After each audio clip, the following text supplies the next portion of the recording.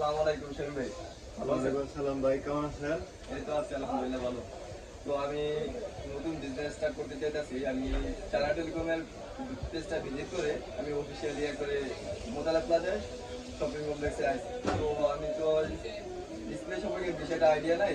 এর আগে অনেক জায়গা থেকে গুলিস্তান থেকে নিয়েছিলাম, তো প্রোডাক্টগুলো ভালো পাইনি। তো যাই অফিসিয়ালি চায়না টেলিকম পেজ দেখা এখন মোতালা প্লাজায় আসি। আমাকে কিছু প্রোডাক্ট দেখান যাতে আমি নতুন বিজনেসম্যান হিসেবে যাতে কাস্টমারের ধরে রাখতে পারি।